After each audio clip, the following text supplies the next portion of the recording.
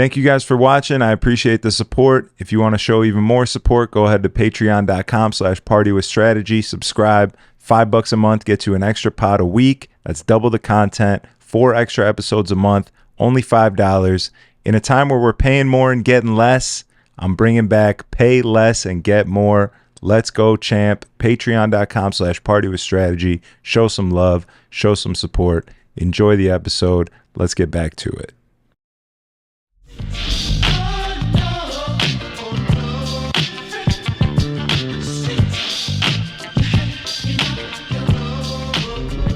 My girl wants to party all the time, party all. Like, is he mad about it? That's a tough one. Or is he excited for it?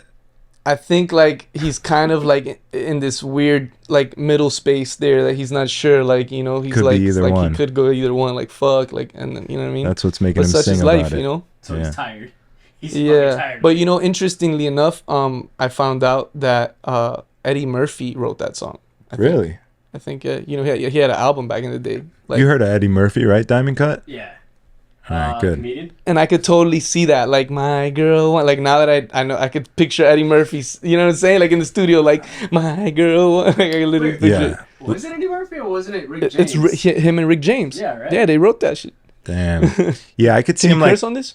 Yeah, I could see him like taking a piss or something in a urinal, and he's just like having a good day, and he's just like humming that to himself, and then he's like, "Oh shit, that's kind of hot." Yeah. But that song is crazy fire. I've been playing it. A lot. I need that. What is it? Yo, goes off. Sharam? Was he the Sharam? Yeah, Sharam. The one that made the house remix of it. That's like old. Yeah, but I just found a new one. I'll send it to you, but. Yeah, please. It's a banger, and it's kind of like updated, and I feel like disco's really in right now. So hot. Like, I feel like it's like really like, you know what I'm saying? And I'm not even talking about like remixes and like reworks. I'm talking about you could play like the OG joints and like kind of go into a set of it, and it's like it goes off, bro. Yeah. It's like the safe space in the club right now. Yeah. You know what I'm saying? Disco's fire, bro, and I love it. More Rich Baby Daddy? Is that what you could do that, but I'm saying like, I don't know. Are we recording yet? Yeah. Nice. Put it a little bit closer. All right, tight. Yeah, Rich Baby Daddy. I mean, This right here. I'll be honest with you. On Saturday night, I thought I had the crowd well until I played Rich Baby Daddy, And you said which is kind of crazy because on Friday they were fucking with it. On Saturday they weren't really fucking with it. They were kind of loving the throwbacks. Oh, you talking about when you was playing in the suburbs? Yeah.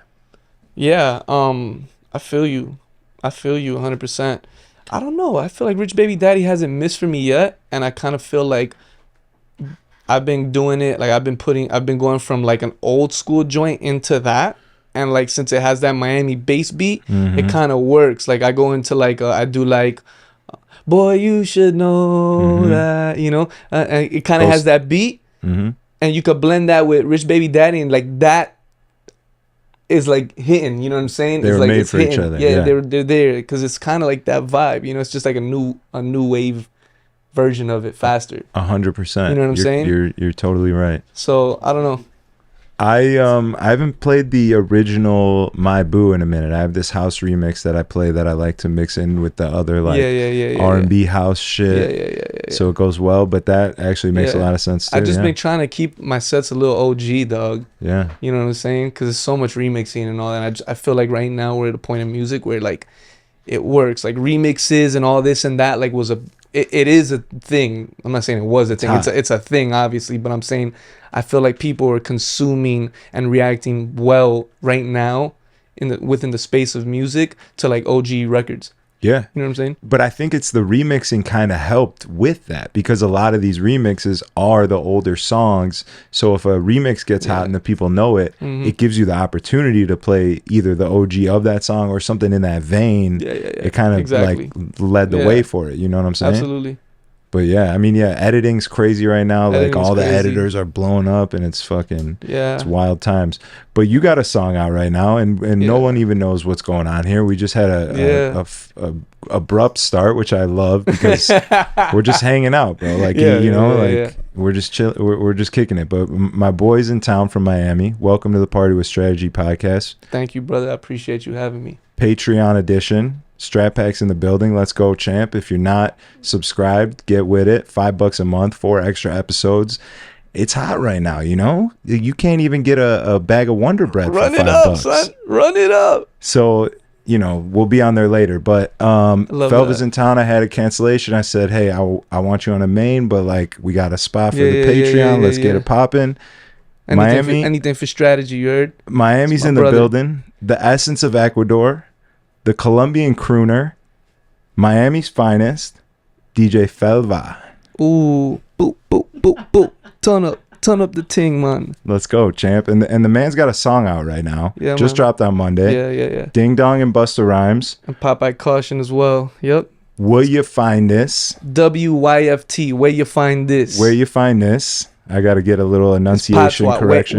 Where you find this? Yeah, there we go. You know what I'm saying? So definitely stream that right now. Peep it. It's hot. We dropped it on Friday. You did. You were actually the first DJ to give that a rinse in the States. I can't confirm that wasn't already done in the Caribbean. I'll take it. You got to start somewhere. It was fire. And it was good. It sounded good. It's hype. It's a big tune. Yeah. It's a big tune. Shit was hot. It's a big tune. So we were talking about, like, you were telling me all this shit, clearing samples and going through all this new stuff of being a producer. You're obviously out here DJing, making a living for yourself as a DJ, which, you know, you hit that point, you're like, holy shit, bro. Like, I'm just DJing and paying all my bills DJing. Yeah. What the fuck? Yeah. And then you hit a point where you're like, all right, let me get into this next shit. And you start producing, right? Well, I've always produced. Okay. Simultaneous. I actually started producing before I started DJing. Started producing when I was maybe the first time I grabbed like a Fruity Loops, like it was like FL Studio 3. The free joint? Yeah, I was like 10 years old. I always started doing producing I always had a passion for it. I liked it. I was very intrigued by it. They only gave you 4 tracks on the trial. Yeah, and you know what's crazy is that when we put in this perspective, I also feel like DJing started at an early age too, but it's just not the way that a lot of people visualize like the DJing, like you're scratching. I feel like the moment I started, like I was always the kid burning CDs, downloading the stuff off the Napster, making the, you know what I'm saying? So like, and when you think about it, DJing is like 90% organizational, like vibes, 85, you know what I'm saying? Like it's really like how you organize your crates, your song, your music selection, you know what I'm saying? So like, I think like DJing even started the moment I started, you know what I'm saying, burning that and learning all that, you know what I'm saying? Curating playlists, all that, thinking about somebody, all right, I'm gonna put this on here and this on here. You're selecting songs you know they're gonna like. You're kind of reading your crowd, right? Yeah, exactly. So you were the guy that always wanted the I was always that guy. Whoever was plugged in, you were the guy that was like, I got it from here, like pass me the shit back. Yeah, I always had the CDs and all that, you know what I'm saying? It was cool. I started DJing probably like in middle school. I think we did like our first, me and my boy, we did like our first party like in middle school, 8th grade, 9th grade, whatever. But it's something that I picked up later on in life and took very seriously. And the producing was also something that I picked up later on in life and took seriously. But it was always something that I did. Yeah. You know what I'm saying? Like how we all start, you know, I play ball, do music, whatever. But the producing now has it's always been real, but I think I've been like working on my sound over years, and I'm finally at a point where I've put in enough time where the sound is really hitting, it's connecting, like my sound sounds nice, it's you know what I'm saying, like you're coming into your own sound. Like we all start and we sort of try and imitate something we like, and then through that you hit the journey of like finding your own sound. And that's what you're saying right now is happening. That is kind of happening. I just think that like the quality of my music over like 10 years of producing, like and where I'm at, the techniques I'm doing, the things I'm doing is just like really slapping right now, you know what I'm saying? Like it sounds really really top, and I'm happy about that, you know what I'm saying? Like I hear these records and I put mine there and I'm like, you know what I'm saying, like you know, and so like I take sound very very like meticulous about it, but also the 10 years of like work and connections and relationships and being in studios, like finally is also connecting at the same time.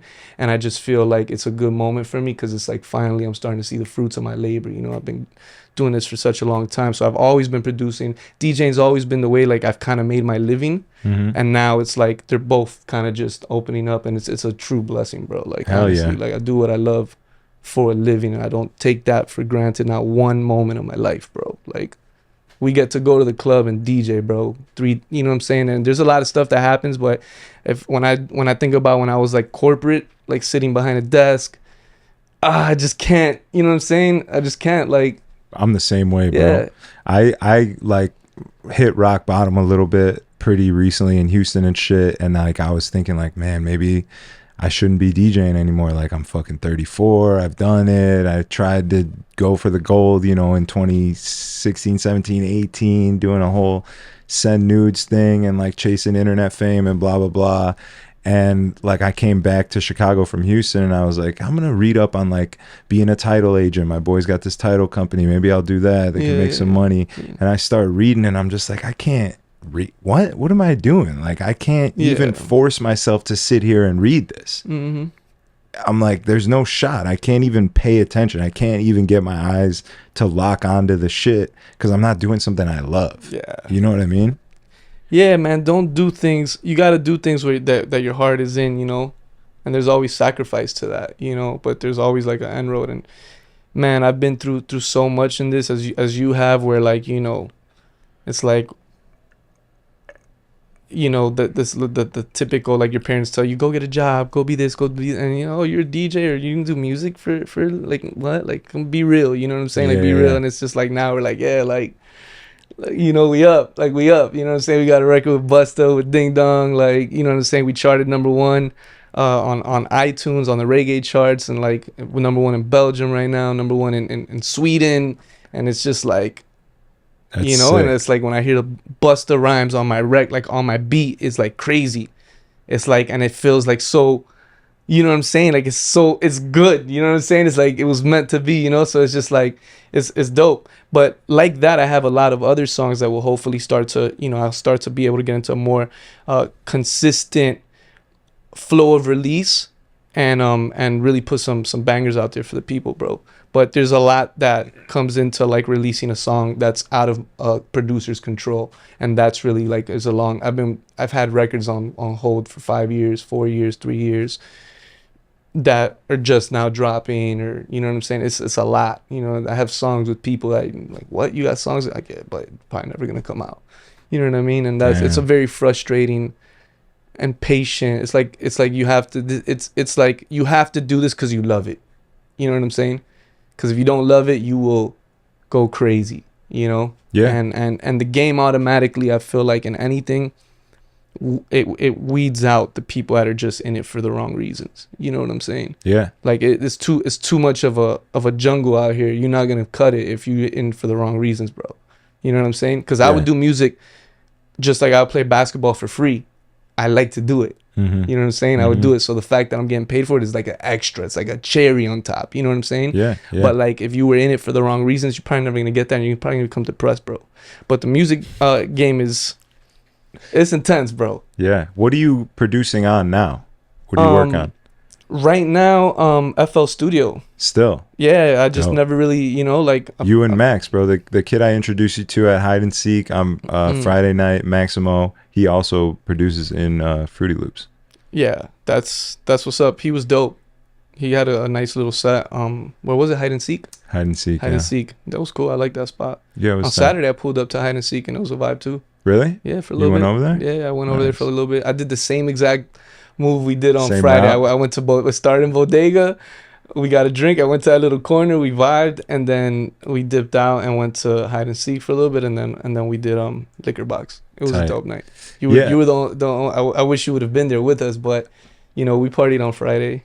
Yeah, we had a good ass time, bro. I mean, there's that. I haven't had a night like that in a long time. It kind of reminded me like just another reason why I love this DJ shit other than just DJing. Yeah, is you get to meet cool people who are on the same journey as you, who are on the same vibe as you, who you could really connect with, who are in your community of DJs, different cities. I went to Miami, met you, super hospitable. Fucking, he's switching out the mixer for me at Bodega before I got there because it was busted, and like really felt taken care of. So when you were coming out here, I definitely felt like I needed to give, I appreciate it, man. back. And I didn't even realize, like, you know, how credible and respected you are, bro. Like, you're really, and as the second time I see you DJ, and both sets have been fire. The one I feel like I really got to see you get down on Friday night, and you went in. Like, I was like, all right, I gotta be on my shit tomorrow. Like, you know what I'm saying? So I like that. You know what I'm saying? It's a vibe, and now, man, I mean, the trip, the weekend, my first weekend in Chicago was definitely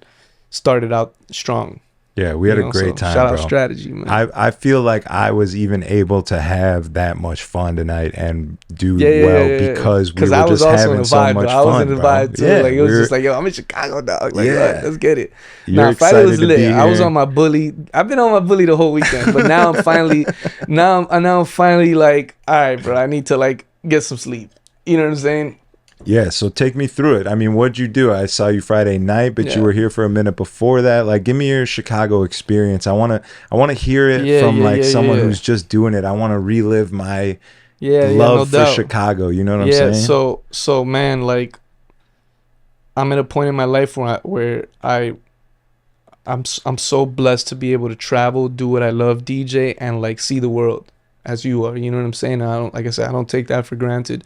So I try to be as cultured as possible whenever I go somewhere, and try to like get as much done, you know, as like, I'm not the guy who comes and stays in the hotel room all day and sleeps and goes to the set. Like, I'm here for 3 days. I want to see what Chicago has to offer, from food to sightseeing to just culture.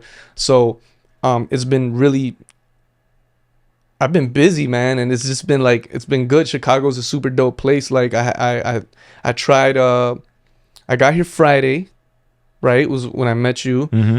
I DJ'd Thursday in Miami. I finished the set. I took a first flight out right after the set, straight to the airport. I got here, and I got some sleep. But I think like the food is pretty fire. Like the Jersey, the Chicago dog, I don't know if it's for me. You weren't fucking with I'm it. gonna be honest with you. I'm a big foodie, and like, I just think it's delicious, but like, you gotta like pickles and mustard and like that acidic side of like food, and I'm not that like keen on that. You know what I'm saying? Like, that's not like my world. Olives, capers, and all that. You can say it. It was a little too white for you. You could say it. So it was I. You know what I'm saying? It was I. And then I had the Italian beef, which I was pause. You know what I'm saying? And you did come hard on that beef. Yo, pause, man. Yo. You did hit the beef with an extra umph, bro. Why? You know, in Jamaica, the way that they say pause is why. So when you say something like that, it'd be like, why? Why? You know what I'm saying? It's funny, man. So now it's been dope. So I had some food. I tried the deep dish. The deep dish was also like a little bit much. It was a little bit much. Not to interrupt, but I just want to, where did you get the Chicago dog from? Portillo's. It was from Portillo's. From Portillo's. Okay. It was good. You just have to like that. You know what I'm saying? Yeah. It's not for you, but you respect it. Yeah, it was cool. Respect it was that. cool. So I did that. I did the deep dish. It was cool. It was a little much as well, because it's like, you know, it's a lot. So like, I ordered a medium, thinking we were gonna be able to, like, you know, or go through it. And then when I actually start cutting the pizza, and you see like the shit is actually like really deep, and we put vegetables on it, and it was just like one slice. I was stuffed. It's a whole meal. Yeah. And so it was cool. It was nice. And the clubs have been cool. You know what I'm saying? Like, Liquor Box was dope. It was like, it felt like a super home team, like a home grown Chicago place, you know? And I'm kind of like, it was cool to like go through Liquor Box as like my first stop ever in Chicago, because I know it gave me like the vibe of like a local, you know what I'm saying, like a local spot. So it was cool to like, you know, bless the tables there, run it up, turn up, and that was dope. We had a really good night. And then the other days, just same thing, man, like just out and about. We went to Chinatown today. Chinatown was cool. Did you eat over there? Good. You ate over there? Food was good. Yeah. I thought it was going to be more like New York style Chinatown. And it wasn't like I didn't see any vendors. I didn't see nobody was like trying to like bum rush me with the knockoffs, and you know what I'm saying. It's just like, you know, it was very chill. Somebody told me last night at the club, like, bro, you have to go to Chinatown. Like, if this is the best one. Is here in Chicago. I was like, word, all right. And like I went over there and it was like, bro, what is this guy talking about? Yeah, I don't know who was that. We need to put a picture of that man up on this podcast or something. Yeah. Don't trust this. But Chicago's cool. I did the bean, and the bean was dope. And the people have been very hospitable. I mean, overall, like it was like the club, everyone's been super cool. Like showed me mad love. Like for real, it was Nico and Nick Lago, right? Yeah. Yep. They both showed me so much love. Shout out to my boy Chris Pazowski. Damn, putting you me got on that out down. here. Yeah. He showed mad love. I you know what I'm saying? Like, I love people that are able to bridge situations and make things happen, you know? Yeah, like, hell yeah. That's what's up. And you got like, okay, so the clubs are dope. You're not a big fan of the food. Did you what was the best of the three, you think? Italian beef, dog, deep dish pizza? The hot dog. Yeah? The hot dog. Damn, that was the best of the three and you didn't even like it that much? Nah, the Italian beef, the Italian beef was cool, but it felt like it wanted to be a Philly cheesesteak, but it didn't make the cut. Come on, bro. Chill, dog. Don't take Are you out of your fucking mind, bro? So, first and last time in Chicago? Damn. My bad, That's dog. crazy, My bad. bro. I just, I just. That's crazy. I'm just being honest. Bro. Don't hold my honesty against me. Like, it's all love. I promise you, it's all love. But jeez. No, I'm playing. I'm playing. Yeah. Now you got me over here like I gotta watch. Nah, I'm out, dog. You just trying to get me shot over here. Yeah. I'm just playing. Yes. Biz didn't take you to Sharks? Shout out DJ Biz, Wagwan. He didn't take me to Sharks, so for those watching, DJ Biz is my boy from Miami. He spins with me at Bodega, but he's originally from Chicago, so he happened to be here this weekend. It's my brother. Shout out DJ Biz, and he recommended Sharks for some wings. Oh, Lou Malnati's. Lou Malnati's. Yeah.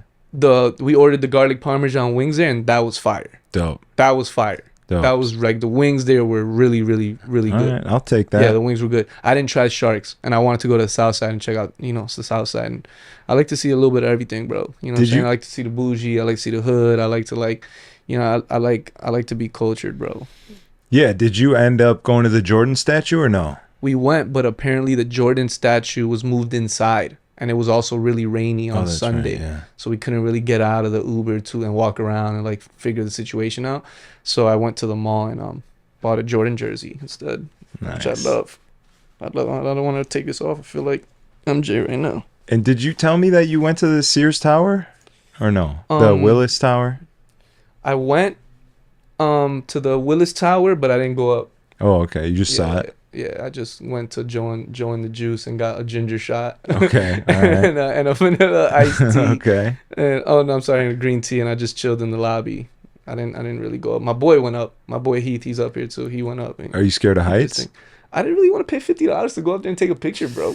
Yeah, you know what I mean? Like they kind of these taxing days? like that. Like, you know what I'm saying? I'm in the business of like making money. You know what I'm saying? And it's just like, well, I'm go up there, take a picture, and you're gonna charge me $50. Like, I just don't see the value in it. You know what I'm saying? Like, crazy. There's people that like that's like a bucket list thing. I have to do that, and like, you know what I'm saying? I'm cool with like just like seeing it and whatever the case is. If it makes sense, it makes sense. You know what I'm saying? Like, I'll do it in Tokyo. You know what I'm saying? I'll go to an observatory in Tokyo because that's like super foreign. You know what I'm saying? But like, I've been to the Empire State Building. I've been to like, I've done that before. It's not that deep where I'm gonna like, you know what I'm saying?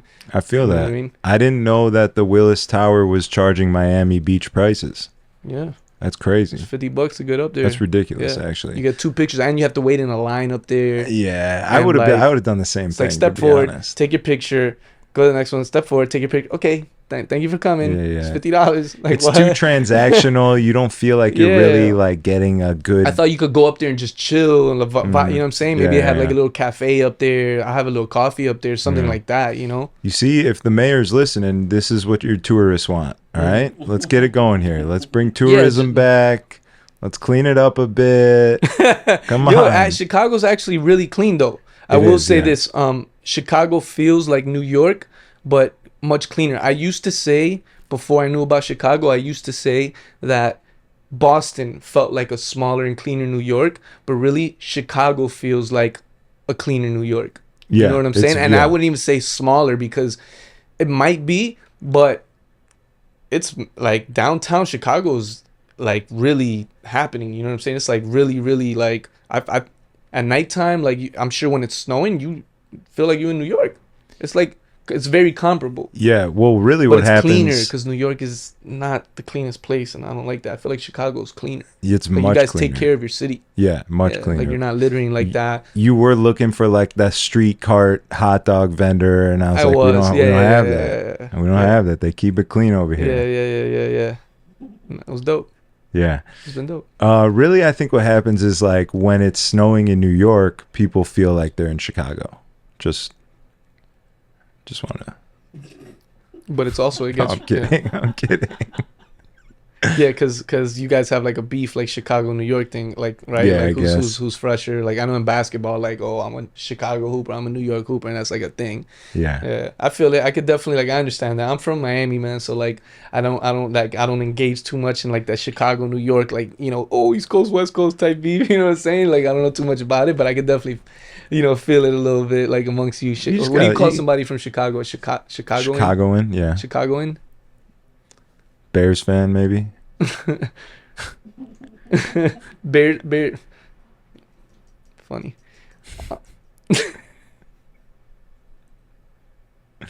Yeah. I love that you said that you felt warm and received here. Pause. Because we do have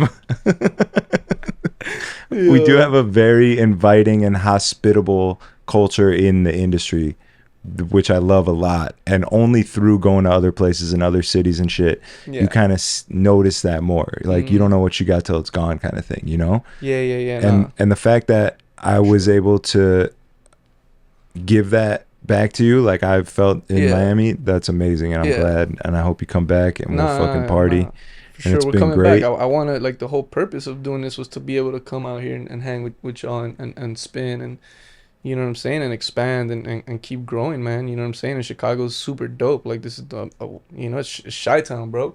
You know what I'm saying? So I want that. I want that on the resume. Like yeah, we outside. We be in Chi-Town. You know what I'm saying? We be in Chi-Town. That's So dope. yeah, I want to be able to come back like once every 3 months, 4 months. It's totally doable. Have you played anywhere else recently outside of Miami? Have you traveled anywhere else to play? I recently played in Tokyo. That's right. You told me that. I'm not in Kyoto, which is in Japan, and that was awesome. Sick, that right? was You said it was a awesome. festival? It was a party called Yonaguni Fiesta, which is the largest reggaeton party in Asia. Sick. But it's a traveling brand, so they just do pop-up Yonaguni parties in different clubs and they just turn it up, and it's mainly like it really identifies like with the Latin culture out in Tokyo. And surprisingly, there's a lot of Latin people out in like I'm sorry, not Tokyo, out in Japan. Like I was very surprised to see so many Latin people. There was a lot of Peruvians. There was also a lot of Brazilians too. But then also they I feel like reggaeton and Spanish music and over there it's like it's happening, but it's still like up and coming over there type. Like they not up and coming, but it was really well received, bro. So it was like kind of crazy. I'm like in Kyoto playing like straight like Daddy Yankee, Don Omar, like you know what I'm saying, and it was dope. But I also played a lot of house, hip hop.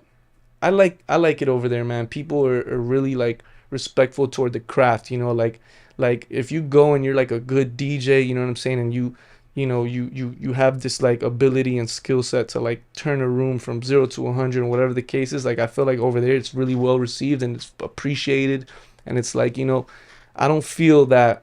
I feel like DJs are so like under appreciated sometimes, when people come up to you with the requests and whatever the case is, and it's like, bro, you in the presence of a don right now, you know what I'm saying? Like fall back and enjoy yourself, you know what I'm saying? Because it's like if you want to like do that, just go to your car and put on Spotify, you know what I'm saying? Yeah. Just go do it on your time. You know what I'm saying? But it's like right now, like let strategy take you through this. Let him show you why they call him strategy. You know what I'm saying? Let me. Oh. No, I said that. That's not the strategy. It's all good. I'll grab you a. Yeah. Please. The Party with Strategy podcast has a brand new sponsor. Make sure you guys go check out Rendezvous Limousine Services for any of your travel needs around the Midwest. It's the best you can get, top notch. Let's be honest, everyone's a little sick of buying Ubers, getting charged for Uber X's like they're black cars, and you know, the market's just not what it used to be. You might as well go with your best bet, Rendezvous Limo Service. They got party buses, they got Sprinter vans, they got Escalades, they got Navigators. Only the best of the best. Make sure you check out Rendezvous Limousine. You can find them on Instagram at RNDZ Limo, or their website, Rendezvous Limousine. If you're grammatically challenged like myself, Rendezvous is RENDEZVOUS. And we might as well do limousine as well. LIMOUSINE. Rendezvous Limousine. Best you can get anywhere you want to go in the Midwest. Airport pickups, drop-offs, party buses. Just going to see a friend. Do it in style. You know what I'm saying?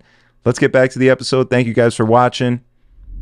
So yeah, I was just saying that I think that you know, when you're out, you should let the DJ take you through his journey. You know what I'm saying? Yeah, you should let the DJ take you through his journey. Like that's what he's there for. It's like you're hired here, and they're hiring you you're being hired for your decision making, bro. When it all comes down to it, it's about decision making. You know? I mean, that's how we would love to get hired, and I think that's what you're saying about Tokyo, right? Is like that's how it felt. It just felt like a vibe, like a place that you could go, and you didn't really have to worry about like it. Just take them through your journey, and like over there, you know, they're very disciplined people. They're very like respectful. Like the culture over there is very, you know, and so it was very fresh to play for that. In Miami, I play, and there's like I love Miami. You know, it's my city, but man, like it has just this standard format of music most places, and it's just kind of like, you know, you feel like a staff DJ, and it's like like you try new there's stuff. 15 years of work here, bro. This is not like you're not getting this is the sauce. You understand? Like it's the sauce, you know? And it's just like people walk in there and they're just out with their friends. So you gotta also take yourself out of DJ mode sometimes too, and try to like, you know, come back down. It's like, okay, this person's out, you know, they've been day drinking all day, just happened to walk into the club, and they're like, hey, play Bad Bunny or play Rich Baby Daddy. And it's like, okay, you probably just played it anyways, you know what I'm saying? And it's like, oh, the worst is when you play a song and then they come up to you like 5 to 10 minutes later asking you to play that song, and like they had just heard the song. You know what I'm saying? It's like, bro, like what is going through your head? Like, do you know what I'm saying? Like, what do you think? What do you think of life? To be honest, what I hate more than that is when I get a request and I do play it because it's not the worst request ever. I'm like, all right, yeah, that fits and cool, I'll do it. And I play it and they don't even notice it's on. They're talking to their friend. I'm looking dead at them. I'm like, this is what you wanted. It's happening right now. It's like I just did you a solid. Right. You're not even like, you know what I'm saying? I can't get an ounce of acknowledgement. You don't even know what's going on. You made a whole thing to come up here and request this. I put it on. The phone thing is the worst, though. Yeah. The phone thing is the worst. I think that's kind of the difference between like being a nightclub DJ, which is you get a lot of that, and you kind of have to remove yourself from being an artist and put yourself in the position of being a nightclub DJ, which you have to take all of that into account. Where like, as if you're getting booked as an artist for a festival in Tokyo, then you get to do whatever the fuck you want.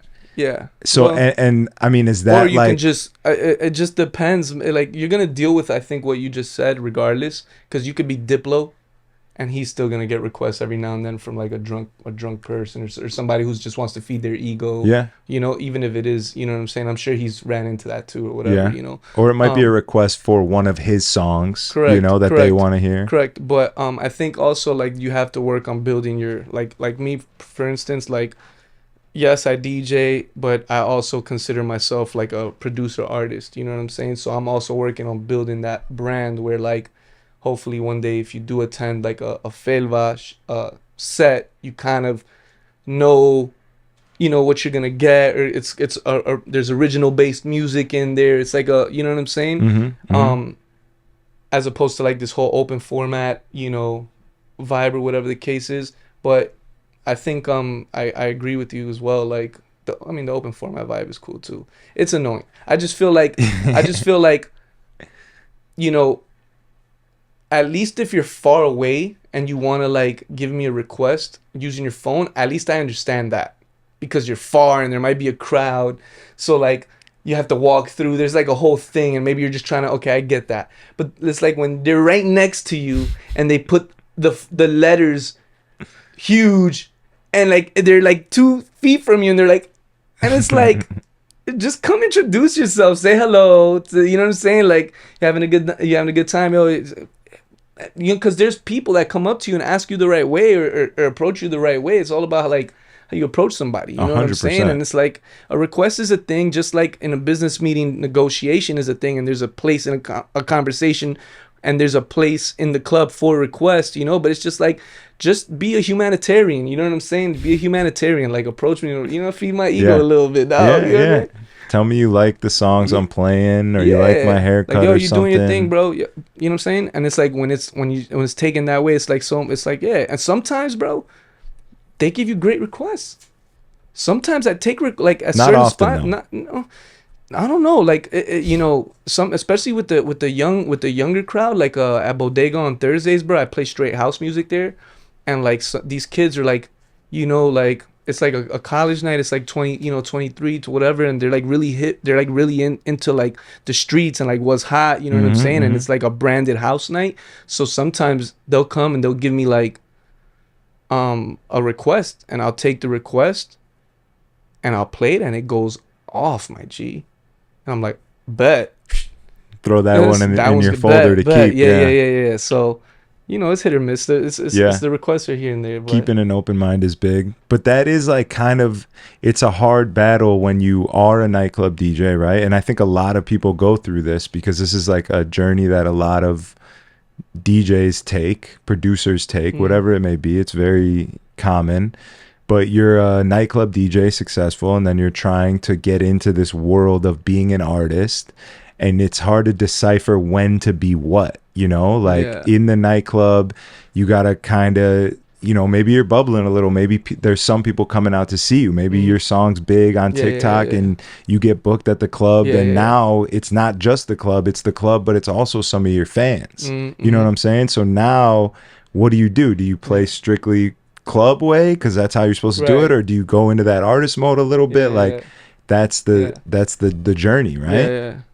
Yeah, absolutely, and but I think that's all. At the end of the day, that's what makes a good DJ. A good DJ is like the ability to be able to do that. Like you should be able to do that on the spot, or you should be able to scoot whatever it is without going too deep into like your own world and losing. You know what I'm saying? Like, and that's how I've been doing it. Like kind of like, you know, in the set, say I'll play 2 hours, I might throw in maybe like 4 or 5 of my records in there, a few remixes, whatever the case is. But I'm you know, in and out of stuff. Test them out. Yeah. So before Where You Find This dropped, were you playing it you're in your own sets to see where it was at, like, or even the beat before they jumped on it? Were you playing it to gauge it from a real audience rather than just yourself in the studio? I usually do. Like a lot of times I usually will do that. I'll play a demo or whatever the case is, just to see like what's up, just to see if it holds a vibe. With this specific song I didn't, because once like well, alright.